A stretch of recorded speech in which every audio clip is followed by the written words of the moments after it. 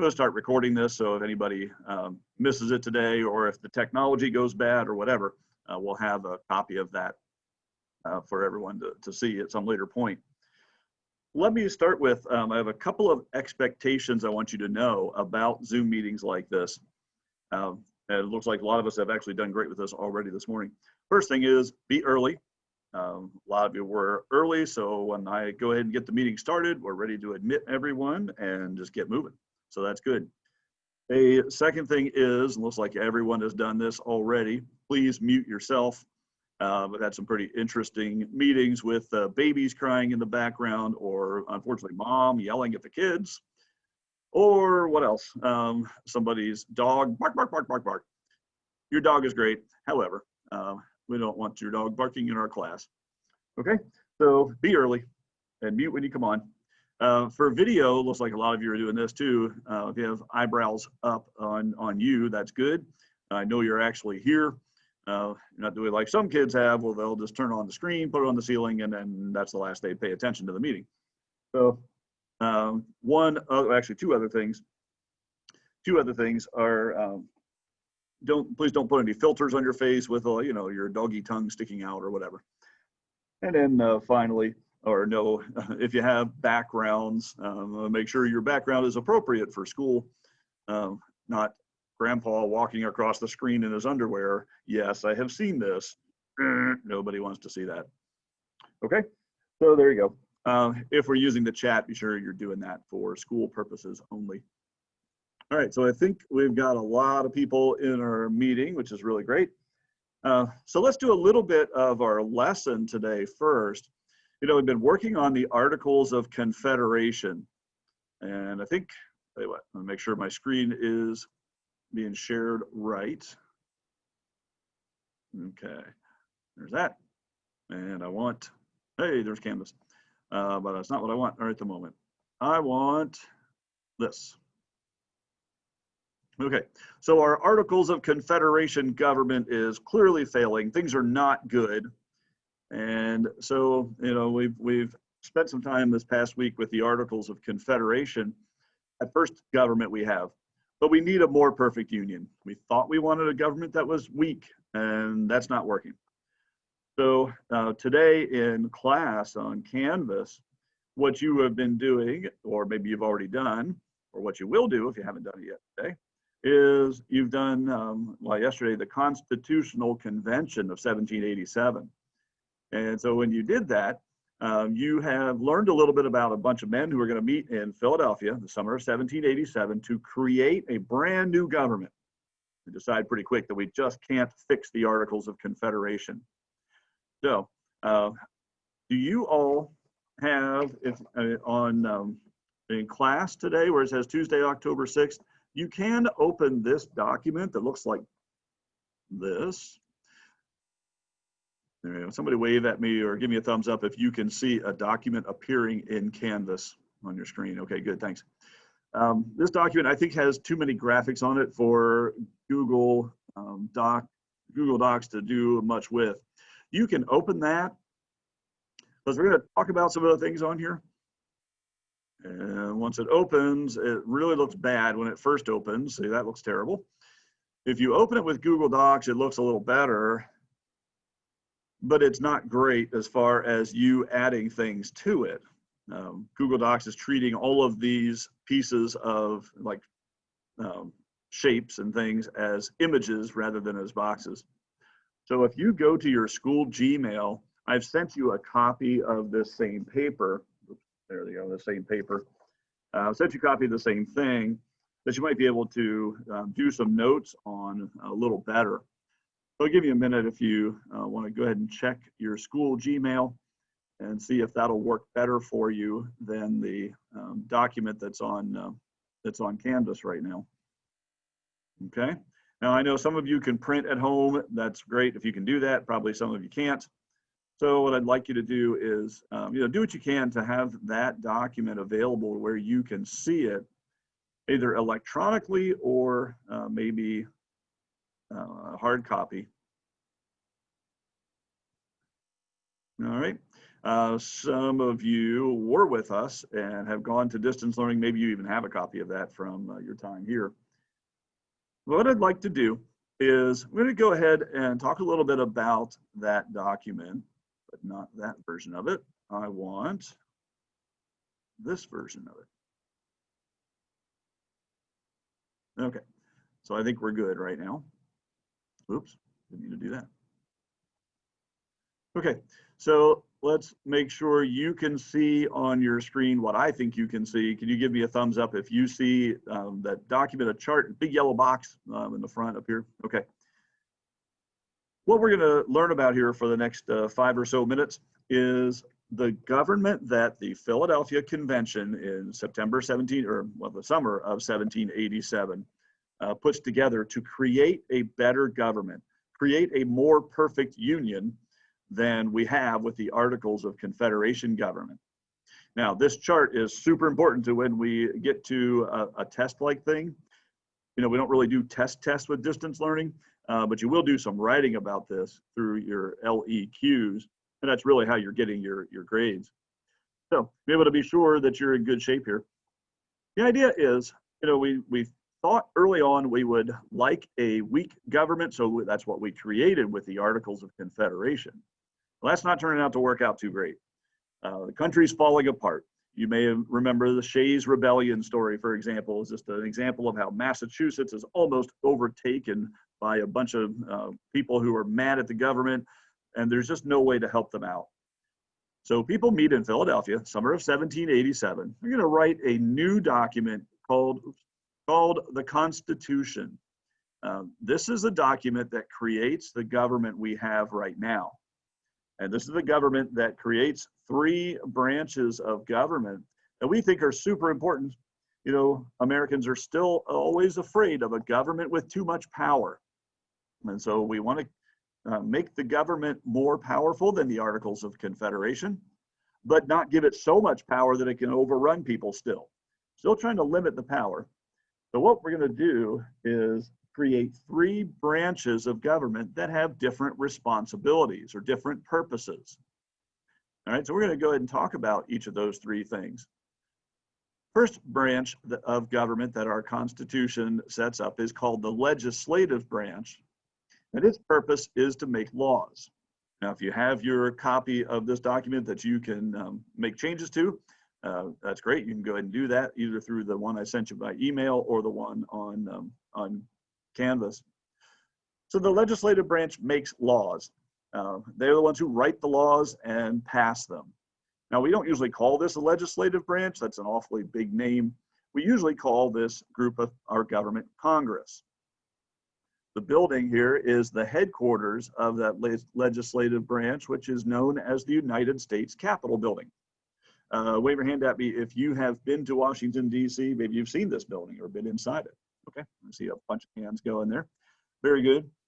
You know, for a lot of years, we took our 8th graders on a field trip to see the Capitol building and the White House and some others. I really wish I could take you there, but, well, as you know, no field trips this year. Now, in the Congress, there's always this argument in America about big states and small states and how should power be divided up. Big states say, hey, we're big and powerful, we want more power. And little states say, hey, we don't want to be overrun by the big states. We don't want the big states to always get what they want. So Congress is divided into 2 houses or 2 parts. One of those is called the Senate. And the United States Senate has an equal number of representatives or equal number of senators per state, no matter if you're really big like California or really small like Wyoming in population. Every state is equal, and the small states like that. But the big states don't like it very much. They want something that gives them more power because they're big in population. So that's what the House of Representatives is for. The House of Representatives its membership is based on population. So California has way more members of the House of Representatives. You know, there are several states that only have 1, like Wyoming, North Dakota, what else? I guess Idaho, Montana have just 1 representative because they're really small populations. So that's the legislative branch whose job it is to make the laws. Now, once they make laws, they hand them over to the executive branch to make sure the stuff gets done. So the purpose of the executive branch is to enforce the laws made by Congress. So I'll give you an example quick. Congress makes the laws that says how much money is supposed to be printed every year. You know, how many dollar bills, how many $5 bills, how many whatever. Well, the executive branch is the one that actually prints them. And that's the idea of the executive branch. They enforce the laws made by Congress. I'm willing to bet you already know the rest of this column because they're in the news all the time. The executive branch is headed by the president. I would imagine you know what that building is right there. It's the place where the president lives and where his main or her main offices are someday. So that's the White House, where the president's main offices are. If we were doing the White House trip, we'd really try hard to get a White House tour so we could be inside there. It was a really cool place to be. I think you know the next two things here about the current president's name is Donald Trump. And the current vice president, we're not always as strong on who the vice president is, but this is Mike Pence right now. I'm sure you know there is a presidential election coming up in just under 1 month. And Donald Trump could possibly be re-elected for another 4 years, or Joe Biden could be elected president and he would move into the White House and begin to serve as president. Okay, now, the legislative branch makes the laws and the executive branch carries them out or makes sure the things get done that Congress wants done. There is a third branch of our government that we call the judicial branch. Maybe you can see the word judge in judicial. So the judicial branch's job is to apply laws to real situations and real people. I'll explain in just a minute what I mean by that. But the judicial branch is the court system. The highest court in America is called the Supreme Court, and that's what we see in the picture here. Supreme Court is the highest court. If you don't like their decisions, well, tough noogies for you. That's as high as you can go to get a decision. Now, the Supreme Court building is the main offices of the Supreme Court. And just so we understand a little bit about what it means to apply laws to real situations, you know, Congress makes laws. Some of them are meant to fix problems and things like this. And a few years ago, Congress passed a law known as the Americans with Disabilities Act. That law makes it necessary to have handicap parking spaces, handicap restrooms in public buildings, elevators so people can go from one floor to the next, like they're in a wheelchair or something. So the Americans with Disabilities Act is meant to make what they call reasonable accommodations for people with handicaps. That's all great, but Congress can't think of every possible situation that might come up. You know, there are a lot of situations and a lot of people in America. And so Congress has, you know, in writing the law, they try to make it as clear as possible what they mean. Well, here's a story about someone who wants the courts to help Congress apply those laws to a real situation. Story is about a man whose name is, keep my screen on there. A man whose name is Casey Martin. Casey Martin is a good golf player as he's growing up. He plays golf really well. The trouble is he has some kind of a disability that he was born with in his right leg that makes his right leg like literally just skin and bones. Very little muscle, very little blood circulation. His right leg is not healthy at all.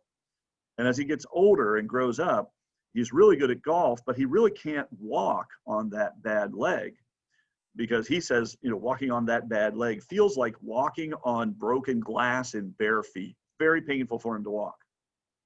And you might think, well, how can he play golf if he can't walk? Well, as he's going up through high school and goes to college to Stanford University on a full golf scholarship, you're allowed to ride a cart around the golf course in high school and college golf. So he does really well, does so well, in fact. He goes to Stanford, which is the big time for college golf. He has a roommate at Stanford whose name is Tiger Woods, a big name in golf. At the end of their senior year, who's the team golf MVP? It's not Tiger Woods, it's Casey Martin. So that gives you an idea that he's very good at golf. Well, after college, Casey Martin wants to go be a professional golfer. Unfortunately, in professional golf, one of the rules is that you're not allowed to ride a golf cart. You must walk if you're going to play professional golf. Now, Casey Martin really can't walk. He's very good at golf. He has all the qualifications for professional golf, except that he can't walk. So he can't follow that rule that says you must walk. Well, Casey Martin says, well, look, Congress made this law that says you have to take care of people with disabilities. I have a disability in my leg that I can't help. We didn't get that by living a poor lifestyle or anything. So Casey Martin sues, and he sues the PGA, the professional golf people, says, I should be able to ride a golf cart because I have this disability. Even though the law doesn't say anything about riding golf carts in golf tournaments, Casey Martin's point is that's what the law means. Well, this is what courts do. They apply laws to real situations. They'll take that Americans with Disabilities Act and they will look at it and say, does that law mean Casey Martin can ride a golf cart, even though it doesn't say anything about that? Well, I don't know. Tell you what, give me a thumbs up if you think Casey Martin ought to win this case. He ought to be able to ride a golf cart in professional golf. How many of you would side with professional golf and say, well, sorry, you got to follow the rules in our golf tournaments. You got to ride a cart. Sorry, Casey Martin, you just don't have the body for professional sports. And well, of course, not many people do. Well, the Supreme Court decides in favor of Casey Martin. So yes, Casey Martin, your disability and the Americans with Disabilities Act means that you get to ride a golf cart in professional golf tournaments, even though nobody else does.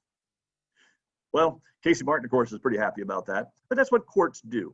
When I have on your paper here that they apply laws to real situations, you know, the courts decide, does Congress's law mean Casey Martin gets to ride a golf cart? So good for him. Now, the thing with Casey Martin is he played professional golf for a number of years right after college. Over the years, though, his leg has gotten worse and worse and worse, so he can't even play professional golf at that level, even with riding a cart. So he's now a college golf coach at I think at the University of Oregon. So that's, you know, an idea of what our United States government does, what courts do. Now, last thing for today goes like this. The United States Supreme Court has 9 justices. That's the last thing that will go on our paper here. 9 judges all at once. And we're actually going to spend some time on Thursday when we Zoom talking about how the court does what they do. Maybe we'll give you a couple of real Supreme Court cases and see how you would decide them based on what you think people's rights ought to be. Rights of freedom of speech or press or religion or things like that. All right, that's our lesson for today. You know that the Articles of Confederation government is just not working, so we're going to invent this new constitution, and that's the government we have today. That's the people down in Washington, D.C., the people who are electing a president in this coming up election, also electing members of the House of Representatives and some of the members of the Senate. Now, at this point, if you have questions or any comments to make about your trade books, you can go ahead and stay here in the meeting. If you don't have questions about trade books, Fever 1793, you're free to go do your thing. Okay, I'll wait for a minute where people who want to go can go. I will stop screen sharing so I can see all the faces again. Okay.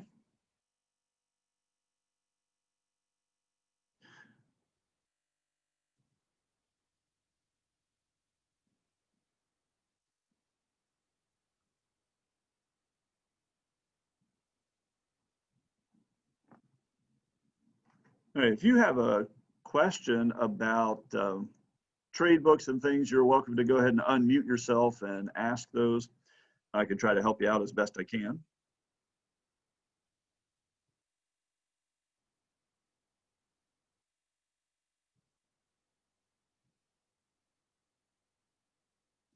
All right, so it looks like everybody has left, and that means we don't have questions about our trade books.